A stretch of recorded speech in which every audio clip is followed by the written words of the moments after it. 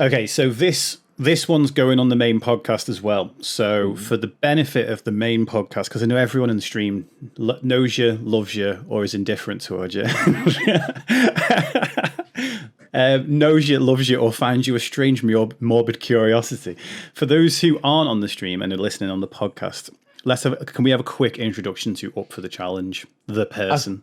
Okay, so hey everyone, I am Up for the Challenge. I'm a mental health streamer and facilitator on Twitch, as well as pretty much everywhere else now. I've also started another YouTube channel, which is Up for the Challenge MH, and I basically talk all about mental health. I'm not a variety streamer in any way, shape, or form. I do not game. I don't do any of the norms you would expect from Twitch.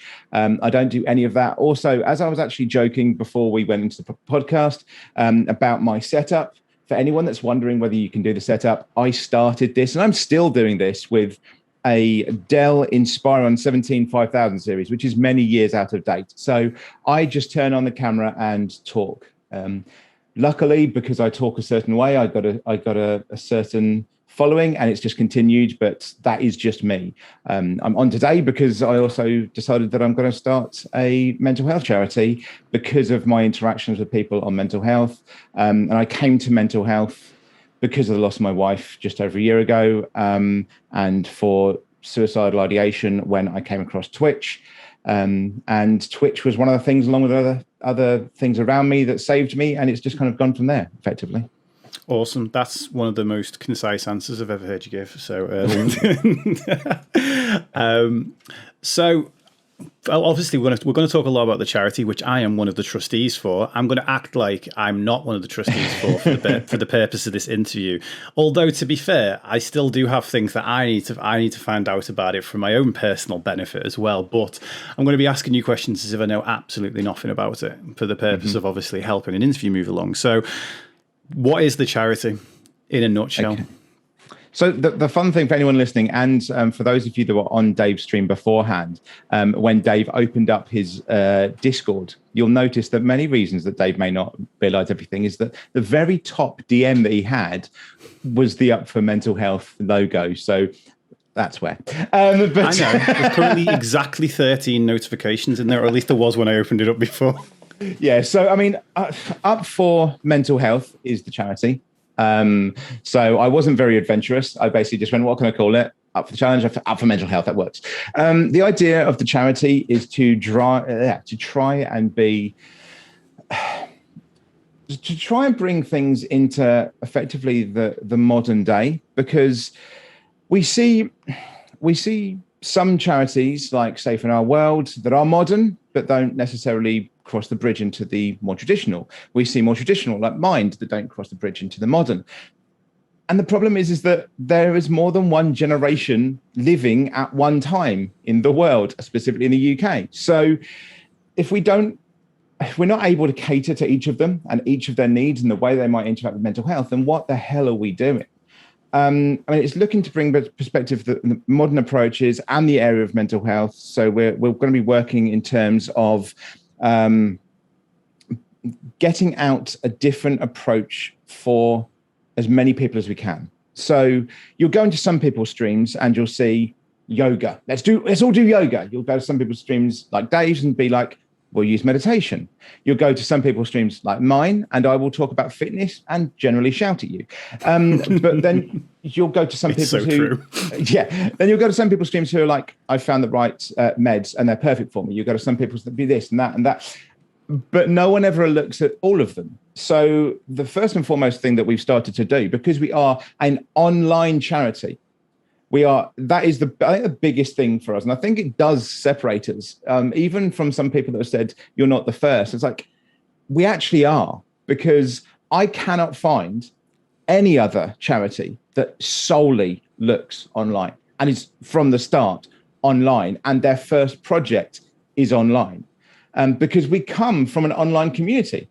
Even those of us, so those of you that haven't seen, you'll see if you go to any of our socials, that you'll see the links for us, and you'll see I've been introducing all the trustees. Two of us are Twitch streamers, myself and Dave. Another one used to be a Twitch streamer and now occasionally pops in and out of one. Another one is a mod for several channels on Twitch. And then the last trustee is a software engineer. So we are very much in that age. But of course, myself and Dave, separate from everyone else, are elder millennials. So we also have a slightly different generational feel as well. So I think the charity is about bringing that gap together and recognizing that everybody has a different way of dealing with things. So for us, we bit by bit, you'll only see about 2 or 3 videos now, but the aim is to get it to about 50 within 6 months of different interactions that might help you with mental health. Now that could be learning to break fall for martial arts. It could be finding a meditation that works for you. It could be learning a bit of yoga. It could be having a music lesson from someone that teaches you how to play bass. It could be having some music made specifically for the charity that you're going to use in your day-to-day life. It could be, which is one that I put out a call for and I've had some interaction with some people for, gamers basically teaching you how to start gaming. You know, what kind of stuff can you do to start off? A bit like I was saying a minute ago, if you want to start streaming, you don't really need much. These are gamers that would be like, right, well, this is my game of choice. This is how I started playing. So that you have that hobby to go into. Now, I know a lot of people seem to separate out hobby and mental health or hobby and therapy. It's not separate. They are therapy. The problem is when you mention therapy, people go, Sigmund Freud, and they think you're going to be leaning back on chaise longue and someone is going to be there with a pad. That is not what therapy means. That is a specific, very specific, psychoanalytical, fraudulent bullshit way of looking at mental health and therapy. It is not. How does that make you feel? Sorry. Yeah, exactly. It is not that specific approach isn't really that recognised, especially in the UK, which is where the charity is based, by a wide range of people. You have some of the biggest charities in the UK, such as Mind, who really don't look at talking therapy at all. Their main thing is physical therapy when they're looking at mental health. So our aim is to try and get through that. Now, I do have up in front of me a general plan to just give people an idea of what we're looking for. I'm only going to do 0 to 6 months because there's a long list. I feel like I should probably I was joking with the notepad before. I think I might Dave does have this if he opened his DMs. I'll put this back down then. So the general plan, if we just do 0 to 6 months, okay? So this is our 0 to 6 month plan, is achieve between 30 to 50 exclusive video resources to assist in general day-to-day mental health, each with various version and section breakdowns, including but not limited to fitness, martial arts, meditation, yoga, music, and music lessons. So that's what I was talking when we're doing that. And very specific, I said various versions. And the reason I said that, among other things, is meditation. As Dave showed earlier on in his own stream today, that you can turn pretty much anything into a meditation. Now, I have a very specific way of teaching meditation. And for anybody that watches me, you'll probably be quite surprised by it. You won't be surprised by the fact that it's a lot of talking. I am a high interactive person when it comes to meditation. That is just the way I've been taught. But I'm a lot more soft-spoken. I am talking to you in the way of, now we're going to relax. Thank you for coming in and being part of this with me today. And it is not how I generally come in. And also, it is not how most people interact. So we have different versions of it. For martial arts, teaching you how to do a front break fall, back break fall, side break fall. We have one of our trustees, who is a mod for a lot of people, is, as well as myself and Dave, very experienced in martial arts, and he's actually a fight coordinator and stunt performer, effectively. So he is one of the people that's doing the videos for us. These are exclusive videos for the charity. These aren't ones you can go and find on YouTube. They are made for us. They are the videos that are on our site. We have 2 or 3 up at the moment. The aim within 6 months is to have between 30 and 50. That is what we're going for. We also want to create and sustain a robust list of interactive resources for those needing to speak directly with someone. That is up. That is up. If anyone is wondering, Cass, do you want to put ! resources? It's the same list. So that is the list. It's taken over from mine. And the reason that I've taken over from mine, for anyone thinking maybe I'm being a little bit arrogant because it's from my website, Dave uses mine. Wabber uses mine as the UK resource. Northwolf uses mine as the UK resource. Jenny uses mine as the UK resource. it is accepted by a lot of people. That is a good resource. So that is what we are using for it. If there is stuff that is on there for the UK I do not have, please, we want to have it. We're not a charity that's only inward looking and going, you can only talk to us. No, there are other charities listed on there. That is the purpose of that list. To create and sustain a robust list of 20 to 30 like-minded talking therapists / counsellors across the UK who share the charity's values. So this is to encourage and to normalise the idea of therapy, talking therapies, not just sitting on a couch doing it that way, but actually different types of talking therapies. And the most important thing is the therapist has to have the same values as us, because that allows them to actually interact properly rather than just going with the standard that they've been taught. Create meaningful links with established charities working within the field of mental health and mindfulness, including but not limited to Mental Health Foundation, Mind, Rethink, Safe in Our World, Student Minds. Now, I have previously been a president of Student Minds for several years. So if they don't work with us, I think I may have words for them. But we do want those interactions because, of course, as I said before, I don't think everyone's doing, I don't think there's a specific charity that does everything we want to do, but they do bits of it. And so our interaction with them and getting their resources as well as them using ours will be helpful. On top of that, we also have all trustees trained to a minimum of 1 day's mental health first aid certification. That's kind of a standard. Now, myself and Dave both have that, obviously. I actually have the long version one. I'm presuming maybe you do as well, Dave. Yep. But I want a minimum of 1 day. Now, for anybody out there thinking, well, that's not very much, or what is that? Most universities in the UK, if they even train their staff in their student unions, they do the half-day bare minimum course. And a few issues with that is the 1 day course is specific to higher education, and people in higher education are only doing the half-day course, which means they're not even living up to their own standard. So that's why I want our standard to be better than those that are day by day subjected to things that are causing their mental health issues. Create a group of 5 to 10 volunteer runners and physical fundraisers. That's as we get bigger, because the way that it works in the UK is you need a minimum of £5,000 over a calendar year, or a specific interaction with the corporation, for you to have a registered charity status. It's just a tax thing. That's literally the only difference. It's a tax thing. So that is what we want to do. I will be one of those runners because, as many people know, I am a runner. So I will be one of those people, and we will be given resources. If anyone joins us and wants to be a runner, anything like that, I train people how to become marathon runners. I've done it. I'm doing it at the moment for Brighton Marathon, so we'll fully do that. And also, we're going to use the social media in general to create brand awareness and to try and push that out a little bit more. So that's kind of a simple breakdown. That is 0 to 6 months. That is what I want within 0 to 6 months. And if anyone's out there thinking, oh, you're doing a lot, from my very first thought to getting to the point where we launched and had backing and retweets by a massive crypto brand and by other charities and interactions with them, it took 3 weeks. The only thing that's stopping people from doing this is their own ignorance, their lack of will, and people telling them they can't. Mm-hmm. I generally have the opinion of, I don't care, I'm going to do it. And this is what happens. So I don't think that's by any means too much for 0 to 6 months. So yeah, that's a kind of a basic breakdown. I mean, with you at the helm, I don't think it's too much of an issue. If it was me at the helm, that'd either be done in 6 minutes or never. because I either really do stuff or I really don't. And that was kind of my initial reservation when you said you want to be one of the trustees on this. I'm like, well, just to let you know, I'm like super flaky. Although I'm less flaky with other people's stuff than I am with my own stuff, which is quite good.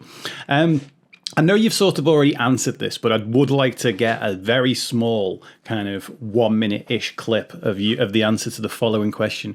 What makes Up for Mental Health different to other mental health charities? So I think the big thing with Up for Mental Health, as opposed to other mental health charities, is we actually look to cater for everybody. It doesn't matter what generation you're from. It doesn't matter what you find helpful in terms of therapy.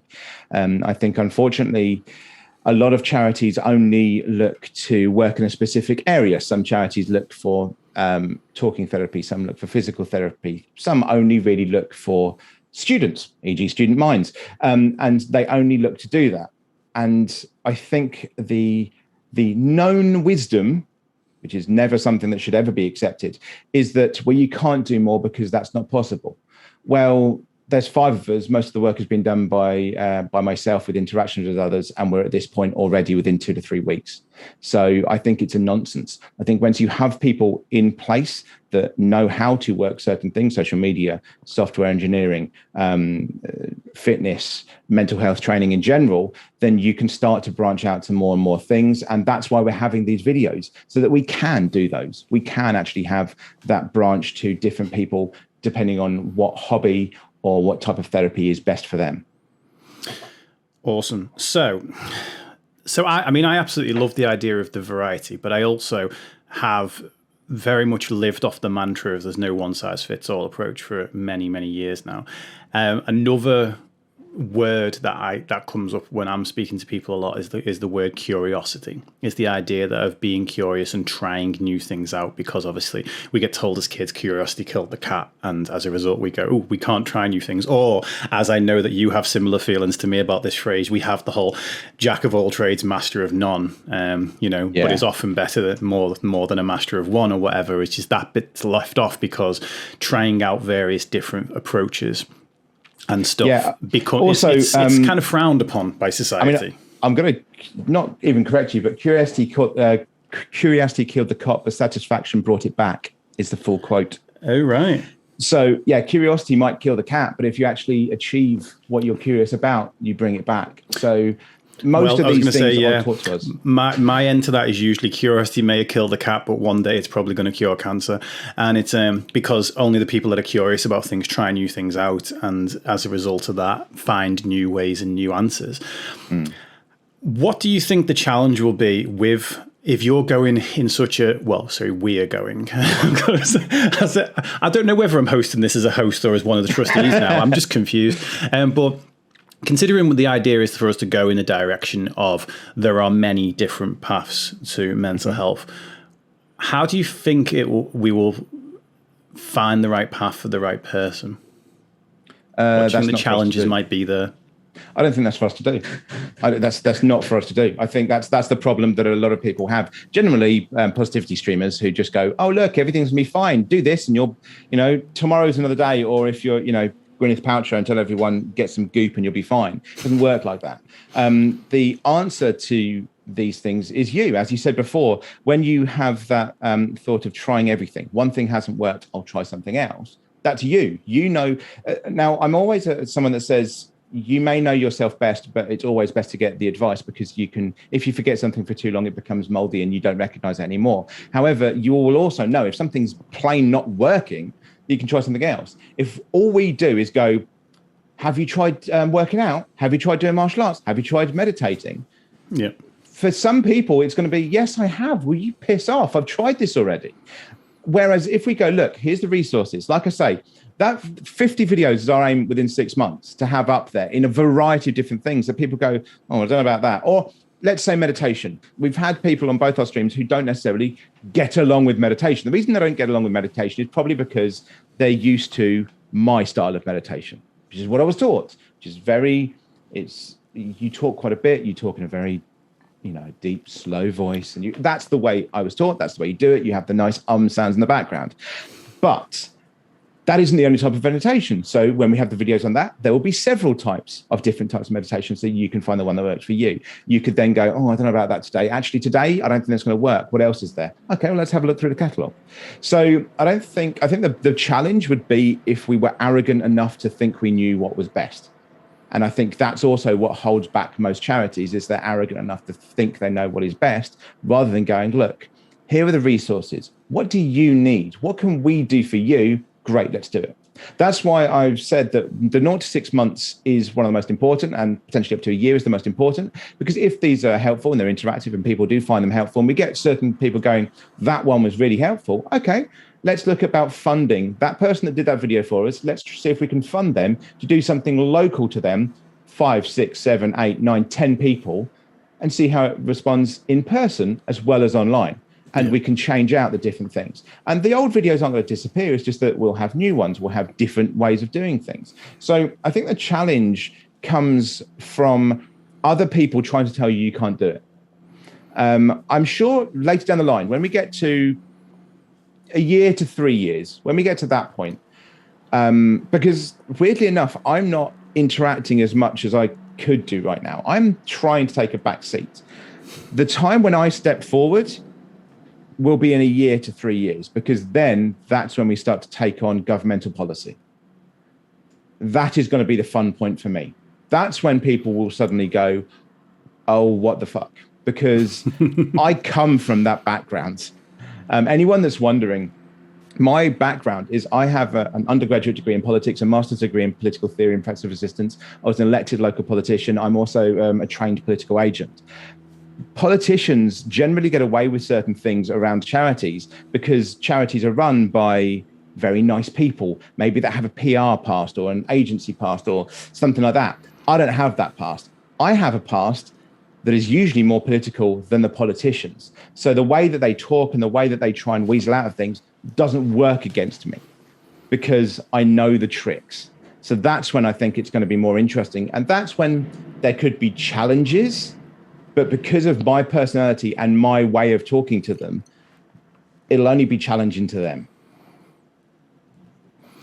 Yeah, interesting enough, it was actually that part of your personality that was what actually excited me more about the charity than even the. When I said to you I was interested before it even, I'm interested, but I have many questions. And my many questions ended up being 4 or something, but that's a lot to me.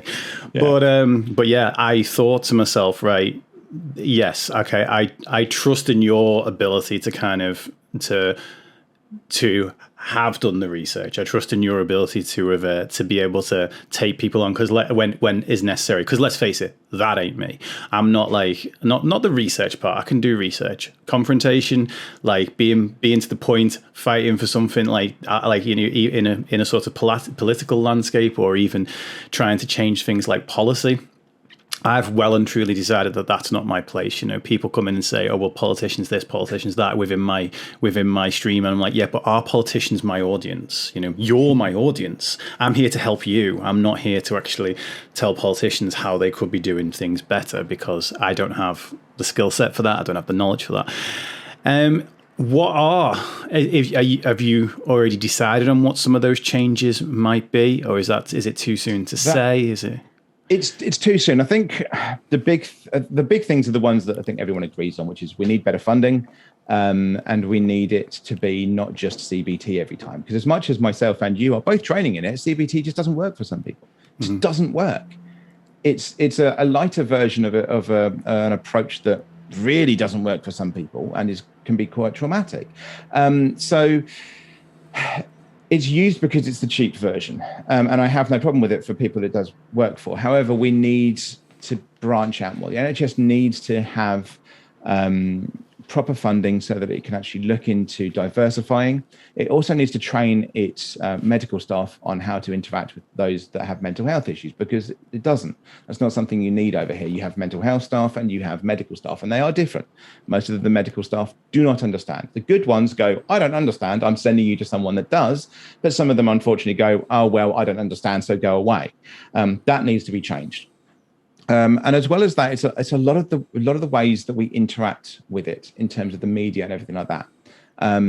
I really would love in a year, actually now, tomorrow, Piers Morgan, GB News, any of you want to take on someone that I'm sure you actively, and there's no one in here that's going to get this message across, but on the off chance, you want to take on someone that you think you're outright going to be able to beat in a debate, bring it. Absolutely. Chair at upformentalhealth.org. Feel free. I will take it tomorrow because I have no fear against your ignorance of this. And that's something that we need to push in the UK and in general, that when we talk about mental health, it is not the case that we need to put everyone on the defensive. This is not the old, "Oh, well, I don't believe you, therefore you need to prove it." No, the burden of proof is on you, not on me. And that needs to be changed as well as everything else. So policies are always changing. Within a year, 2 years, 3 years, that could have all changed. We may need new things done. So it's going to be a discussion between the trustees. As we branch out to have members, it'll be something that they decide as well. And also, as I said before, we'll be dealing with other charities. And so the other charities will also have things that we can bring together and look to do. The thing we need to make sure is that We talk to the people that are appropriate. If we need to use idiots as in MPs that can do the job, fine. I'm all for that. I won't support them anyway, and I will never give them credit. But if they can do the job, then I will use them, because this is also the way that, and this is probably the reason that I feel that I have the ability to push this when it comes to politicians, is that some charities try and avoid the idiots and the misogynistic arseholes. The problem is they're there right now. If I can use you but give you no credit and make sure that your brand dies off and mine doesn't, that is what I will do. Because I guarantee you will not be using the mental health brand or the idea of mental health to bolster your views, but I will be using your nonsense to bolster mental health. And I've said this about, I said this about someone yesterday, because I actively called out an MP on my stream yesterday and fully told them to try and sue me if they felt I was wrong, because this was someone that had a go. You were talking earlier on about football, and actually I put up a post on the Up for the Mental Health social media today about racism and the interaction it has with mental health. And this was someone who basically said, this was someone, Natalie Elphick. This has nothing to do with Dave. Natalie Elphick, this is for me, MP for Dover, whose husband went to prison because he was a sexual assault, actively sexually assaulting people, came out and basically sent a private message saying, Rashford should have spent more time practicing football and staying out of politics. Well, there's a few issues with that. Firstly, that MP went to the University of Kent and did law. So, Natalie, I went to the University of Kent and I did politics twice with a master's degree. So if anyone's going to stay out of somebody else's backyard, stay out of mine. The idea of having a go at someone, politics, you said earlier actually that you say of politics because you're not a politician, you don't know what politics is really. I would argue that all of us do. Politics is from the Greek, which is politica. Politica basically means a group and ruling within a city or a state. That's all of us. All of us are politicians. We just don't call ourselves that because politicians are bad, evil politicians. People say it in my stream of, I don't like politicians. After I've just talked to them about the fact that I was a politician, I still consider myself a politician. It's all right. We like you now. But that's the point, is I think actually you can't talk about mental health and politics separately. They do come together. The interaction with it at a higher level with government, that will come further down the line. But going out and interacting with your local community is politics. I'm sorry, guys, it just is. It is. Discussion is politics. And so that's where I want it to be. And that's where I think pushing it forward and interacting with people is going to go. Because I don't care about using bigots and idiots for the power, maybe as little as it has, to push something that is good. If I can then get rid of them afterwards, great, because I won't be agreeing with their views. But if they think they're going to get something out of me and it betters people with mental health issues, great. And I know there's people out there that won't like that. But the problem with that being, there's a lot of people out there that don't like that. That's why nothing ever changes. Well, this is it. Like, not many people are willing to get themselves dirty in the effort of cleaning things up. So going back to the idea of it being a catalogue and there are different options there. Right, and I'm going to play devil's advocate a little bit on this. How is that different than a person basically going and finding these type of resources from YouTube? Oh God, I'm sure you've got a great answer. I mean, for a start, this just reminds me, because anyone that doesn't know, I'm also a martial arts and self-defense instructor. You'll probably see off to the corner, you'll see my certificates in the plaster.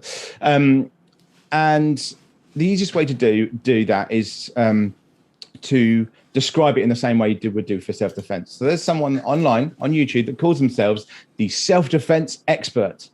If you know nothing about self-defense, you might go, oh, well, that person calls themselves an expert. They seem relatively fast. Or look, they're in shape. They must know everything. I have seen this person say that during knife crime that you should grab the knife by the sharp end and take a mercy cut to try and defend yourself. That is the stuff you can go on YouTube. Now, don't get me wrong. There are very good things on YouTube. Mindset by Dave, up for the challenge MH. And came out at 2:00 today if anyone wants to go and see my latest one. But you can find things that are helpful. But the problem is, do you know what's helpful? Because if you're looking for help, the likelihood is you don't already know that critical ability to do that. And that's the problem, because we'll go, oh, I'm looking for mental health. Well, that could be anything. That could be Dave down the pub going, well, I think mental health's all a load of bollocks. All right, that's great. That's an opinion I've now got stuck in my head because it's on YouTube. There is a video of me saying that from 96. So that's the issue, is that things like YouTube isn't helpful. It's not vetted by anybody. There's no interaction with anybody. We have a lived experience trusteeship, as well as a couple of people that don't have lived experience, because they can also help as well. And that's also something that's important, is to have neurotypicals, neurodivergents talk to each other, because otherwise we have Rain Man, which is a shit show of a film. Because that's what everyone thinks of mental health and thinks of neurodivergence.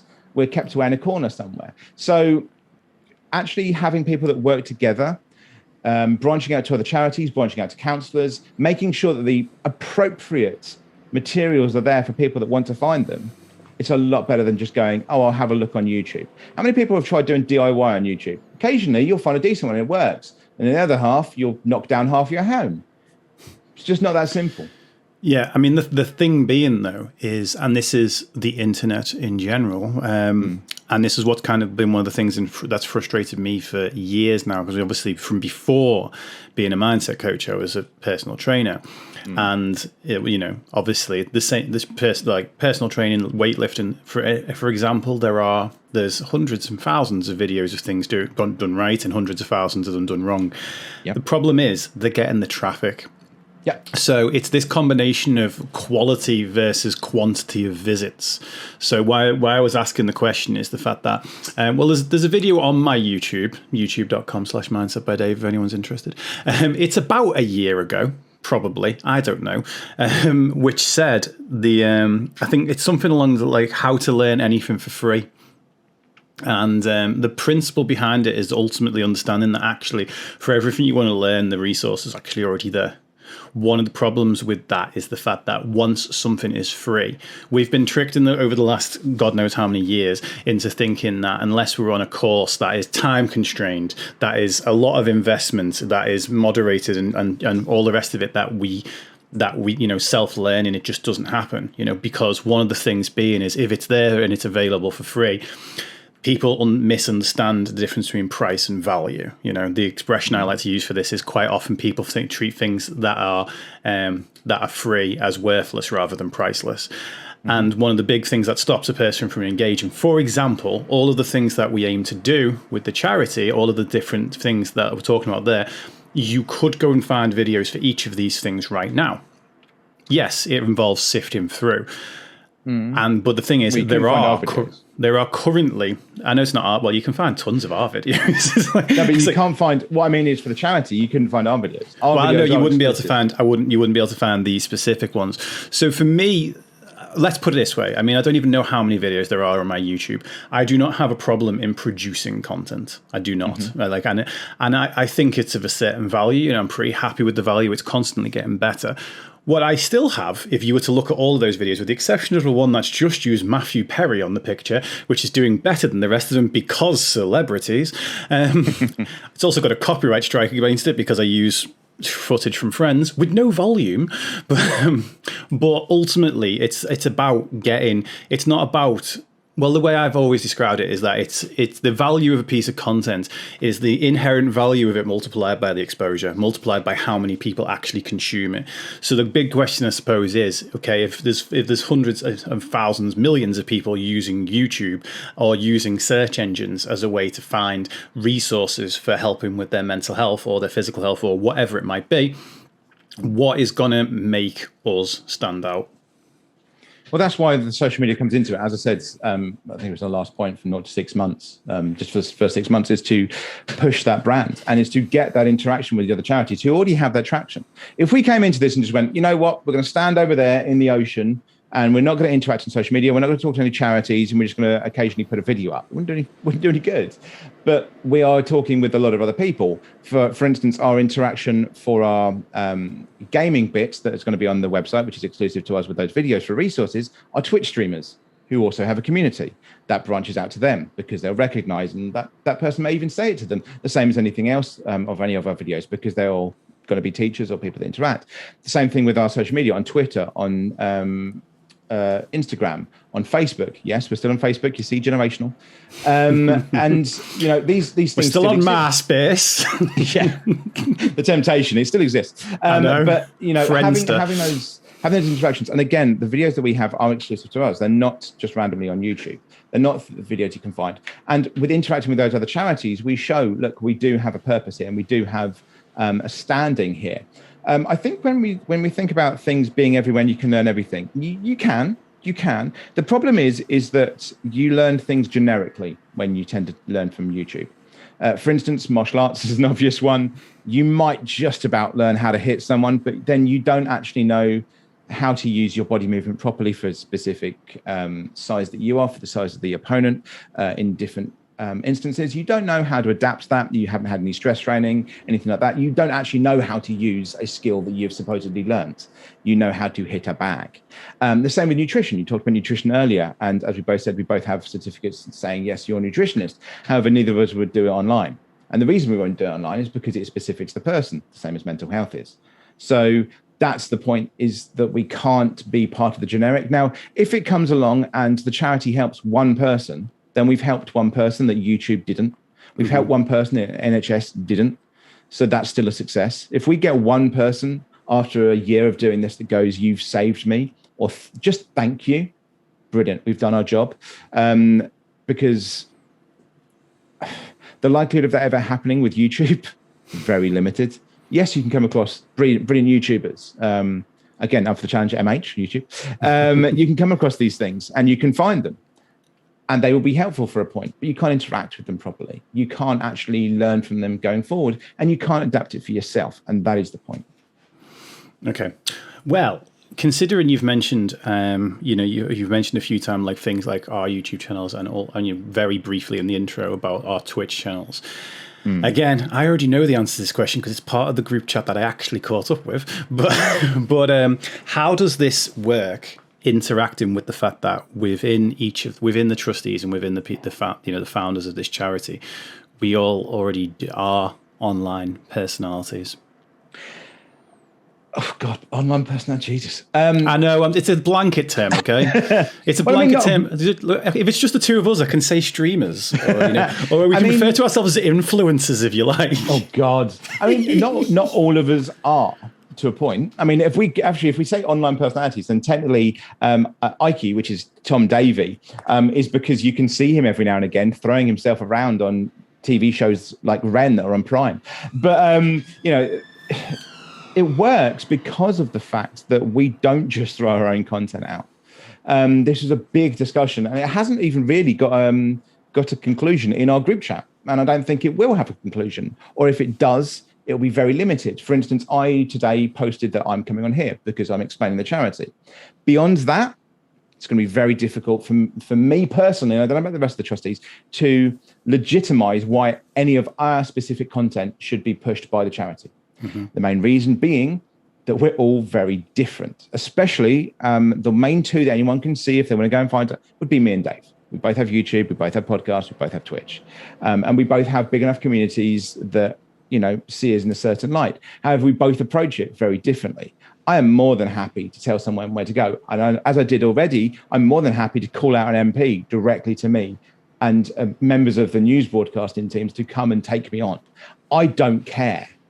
But that's not Dave, and Dave will have the meditations and things like that. So I think that's the point, is that it's not a case of us just continually rolling through this kind of Rolodex of, oh, Dave's streaming today, let's push him. Up's streaming today, let's push him. Oh, Ike's going to do a stream this, but no, this isn't something like that. And I've seen this a lot in politics before. Actually, weirdly enough, the politics of martial arts. So a few years ago, I was the head of the UK Bartitsu Alliance, which was a British martial art. And I was asking different Bartitsu groups across the country how they interacted with certain things and how long did they take to train people? Just so I got a feeling for different people.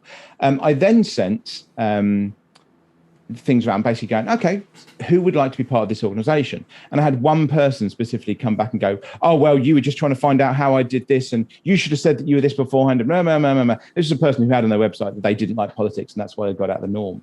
But it was nonsense. As well as anything else, I never called myself president of that organization. I was the caretaker. That's how I signed everything off. I was caretaker. I never pushed any of my my things. Everything was in alphabetical order, so I only came where my name came alphabetically. There was no pushing for anything, but they didn't like that idea. And that's my issue with a lot of people that do the kind of positivity streaming. They're very positive until their stuff isn't being pushed. And that's not what this is about. This is about pushing for better mental health, not pushing for us to be known better in mental health. Most people that have ever come across me, not everyone in here will know it, but anyone that's ever come across me will know actively, I don't care if Twitch ever banned me. Fuck them. Bring it. Because I have Twitter. If Twitter ban me, I have YouTube. If YouTube don't have me, I can go outside my house. No one stops me that simply. And that's the problem with a lot of people. With this. There's a lot of people that have that viewpoint of, oh, if that's it, then I can't do anything anymore. No, it doesn't work like that. It doesn't work like that. I had the same thing when I was employed by a university, and people always kind of, how the hell have you not been fired because you called out people that are higher up than you? Because they daren't. What are they going to do? What do you do to someone that doesn't care? And that's the thing is, I'm not here to push myself to some echelons of being partner. I don't care. I'm here to do what I can. And that's not something I can do by myself and on my own. That's why we have trustees and create a charity.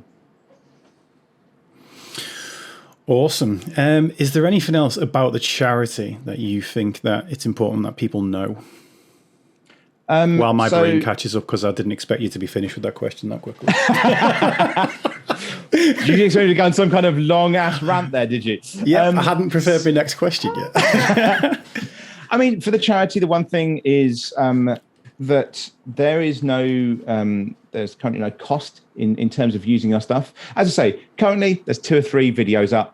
There's a long-ass list of people you can, the normal interactive list is there for anybody. And the videos will be coming up more and more. Like we started 2 weeks ago. So if we can get a new video up every week, every other week, then we're going to be hitting our target pretty much for the end of the year, or just about. So that is free. We will look to do memberships in the future. And any minimal interaction with that will only be the cost of actually doing it. This is not a profit-based charity at no point. I mean, anybody, again, that follows me on Twitch will know full well, I don't want your money. We as a charity do not want your money. The people that we have asked to do the videos for us, we have asked to do for free. And we've made it very clear about why that is. And any money that does come into us will be going to them. It will be going to make those interactions more so they can do it in real life and everything like that. So that's the thing I think is, because I know a lot of people don't like it. Now, I actually think the argument against this from a lot of people in terms of charity is wrong, because a lot of people go, our money shouldn't go to pay someone's wages. You kind of go, well, it has to, otherwise nobody does it and then nothing happens. But for us, at least in our current form, and the form that it's going to be taking for at least a couple of years, is there are no paid staff. The only people that get paid are effectively consultants that do work for us. There is no payment going into this.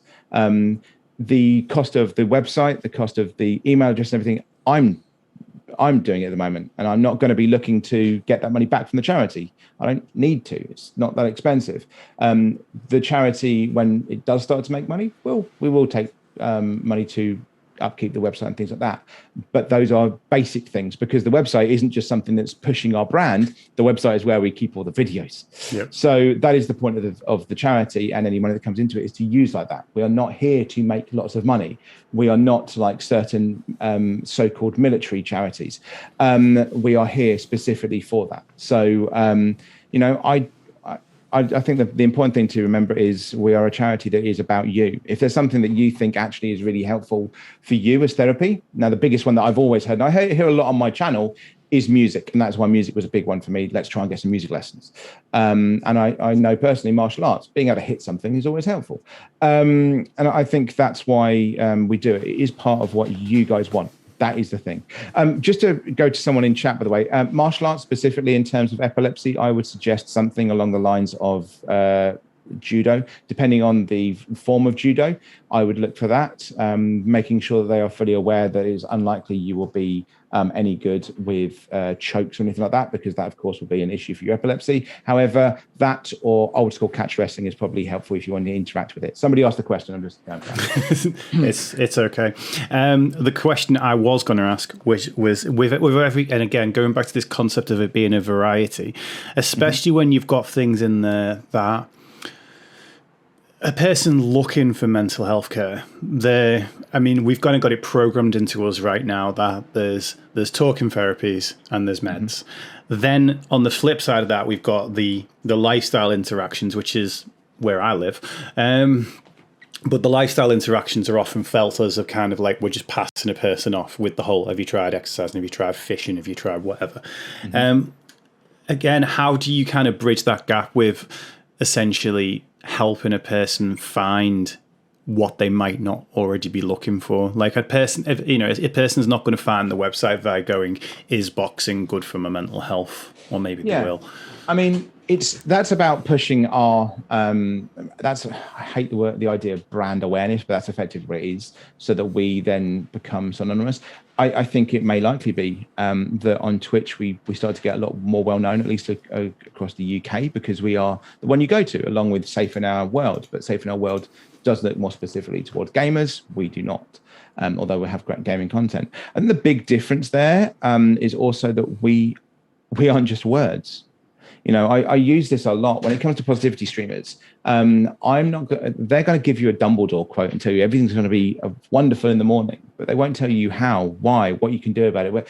We'll go, okay, this is something that you found as a good hobby in the past. It helped you in the past. Okay, you can find it there. This is on our website. This is our material. We have vetted these people. It is there. We can help to push you further. You want the person's details? Okay, let's see if we can do it, and you might be able to interact with them properly. Have you tried interacting in this way? We actually have the materials. I've had this discussion in general about having resources on chat as well, is when on Twitch you talk about mental health, and then you either won't talk to someone when they come in with mental health issues, or you won't have the resources. Get the fucking mental health tag off of your stream, because you're not a mental health streamer. For me, if you're going to have that interaction, don't just be words. Don't just be words. If you're a charity dealing with mental health, then you need to have those places to go. You need to have those numbers, those resources for people to contact. You need to have those lists and interactions with the counsellors and the therapists so you can deal with the talking therapy. You need to have those videos and those connections with those that can actually offer you something else in the hobbies or the alternative lifestyle stuff. You need to have those interactions with other charities. The charities can help you foster that more and more. The biggest thing for me is that we start to help people recognize what we are, who we are, and that when they turn up going, I need some help and I'm not too sure, what kind of stuff have you got available? This massive ass list of stuff.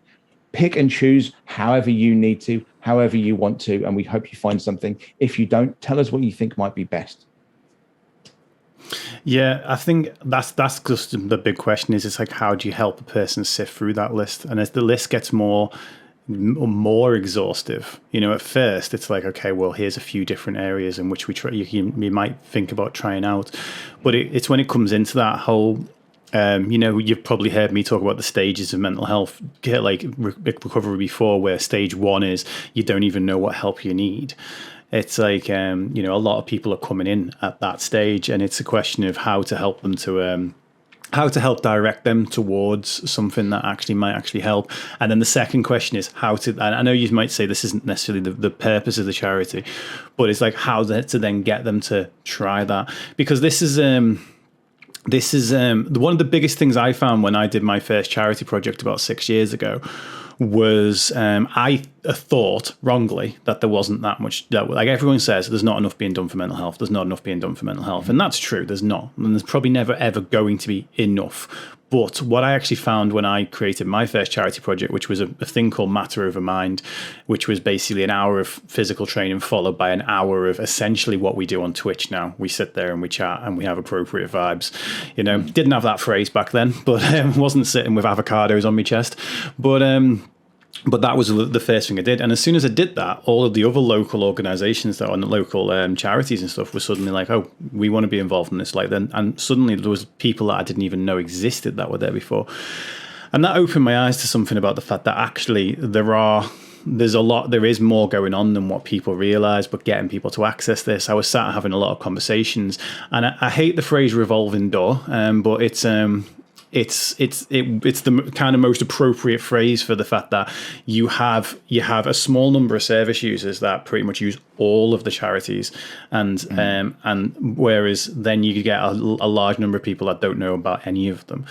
And it's a question of, right, okay, well, once people do know, how do you get a person? Because once something's there, how do you get a person in through the door? How do you get a person to actually say, you know what, I'm going to do this? And this is where you and I, again, we differ in our approach, because I know from listening to you on you interview M this morning, it's like, you can either do this or you don't. I don't fucking care. It was the expression that you said. Whereas mine, this is where my "you're not weak, the journey is just difficult." It's like, I understand that the first step is obscenely hard. In fact, it's probably harder than the 10th step's going to be. And it's that I still think that Jim Carrey quote, I believe depression is real, but I also believe that if you're not doing all of these things, you're not giving yourself a fighting chance. I strongly believe in that. I think that finding the way to help people is not only giving them the resources, but helping them to take the first step with those resources. Is there anything that's going to be done? That's why we have those links. So that's why we have the links. That's the idea. I mean, we start the links with the other charities, we start links with the other therapists, so that we can filter into each other. It's not a one-way street. It's not even a two-way street. It's a multi-layered junction. We have that ability of making sure that everyone can go to somewhere that they need to. What I would say is that when helping people take the first step is difficult, and I know there's lots of people come into your chat, come into mine, come into all over the place and say, I'm done, or I can't do this anymore, or anything like that. You've proven that you're not by the fact that you're there. Yep. So they're always looking for something. And if there's someone that is not looking actively and just doesn't care, there is nothing you can do. There's nothing we can do as a charity. That's for people that know them, that haven't seen them, that they're family members, they're friends. There is nothing that we can expressly do and go into every household in the UK, because it's not possible. You have people on TikTok, I've forgotten his name now, bar none, who's actually talked about this. Now, he has a quote that most of us won't like, but is that you're not allowed to quit. Now, there's a lot of issues around that, but the reason comes from his background in the military and friends that ended their lives with him. Now, he's talked about the fact that he had someone who messaged him and he didn't see it, and the next he knew they'd taken their lives. There is nothing he could have done. There's nothing he could have done. And there's nothing that most of us can do. There's nothing the charity can do if that person is determined. What we need to do is be there with those links with the charities, with those links with the therapists, and have our name out there as much as we can, and have that recognition, so that when people do, and they do think, I want to take a step, they think, right, let's take a step here, and then that can link to there, and that can link to there, and that can link to there. Because it's great that you did that project a while ago, and then a load of people wanted to work with you. But my immediate thing is, why the fuck didn't you know about them? And I said this, actually, I did a thing with someone from Safe in Our Mind recently on a podcast, and they were talking about, oh yes, but this other charity does this. I was like, I've never heard of them. Yeah. But that charity's not for you. That's great. But I'm the person that needs to know about it. Because every time that somebody goes, this isn't made for you, or this charity isn't for you, or this, that's fantastic. But I'm still a vote. I'm still someone, and if I don't know about it, how are the people in Parliament going to know about it? Who are the people that could probably push it? How is someone likely to give you money and funding? So the idea for me is to be there and stand against the wind, stand against the storm, and go, you know what, I'm not moving. I'm not moving out of the way. You will recognize I'm here. You will know that I'm here, and you will know that everyone else behind me is also here. And just because you don't want to look at me doesn't mean I'm moving out the way. I will stand here until you do look at me. And that's the thing, is we need to push that on social media, in any news things. And I'm more than happy, and I've said this in our DM chats, that I will have to tone down potentially the way I talk, but I am more than happy to step up now to any of those news people and any of those things that want to have me on, because I'm not there trained in the same way to be nice to these people, because that's the problem, is that we've been nice for too long. We have stood for this bullshit for too long. People that are neurodivergent, have had these issues, have had to stand in the shadows because neurodivergents didn't want to see us. And then when they did, they pushed us off to the side because, well, don't make us uncomfortable. Well, you've been making us feel uncomfortable since our very existence. And I'm not going to apologize for that. And neither should anybody else. So we need to make ourselves known, and we need to stand against that storm and make sure that everyone behind us is also seen. Yeah. Well said. I think that's a good place to wrap up the stuff about the charity, and then we'll go over to Twitch chat in a second and go completely free for all. But finally, before we do that, you can pop these all in the chat as well after we've finished. But also for the people who's listening on the podcast who want to actually check in, where are the best places to find more info about Up for Mental Health? So let me just double check I get the right one for Twitch, because Twitch doesn't like me very much. Every time I try and create a name, it doesn't like it. So if you're going to, sorry, this is Twitter, not Twitch. So Twitter, it is @up4, which is the number 4, mental health 1. So basically Up for Mental Health, but take the H off and replace it with the number 1. I don't know why. I apologize. Twitter doesn't like me. It does this every time I try and create something. So it's Up for Mental Health, but you take the H off and replace it with a 1. That's us on Twitter. And then we're also on Facebook as Up for Mental Health. We're on Instagram as Up for Mental Health. So it's only Twitter doesn't like us. Everywhere else, we are there as Up for Mental Health. And in all places, that's a number 4, not FOR. Yes, it is the number 4. So Up for Mental Health on Facebook and on Instagram, where you'll see the same. With most of it, you will see the same content put out on all of them, because it means, as we've just been discussing, that everyone gets to see it, not just the people that have that specific social media. So you will see some of it repeated if you follow us in more than one place, but there will also be specific stuff for specific areas if that is seen. But then, obviously, as I say, for Twitter, it's Up for Mental Health. Take off the H, add the number 1. Awesome. Thank you very much for coming on and joining me and chatting about this today.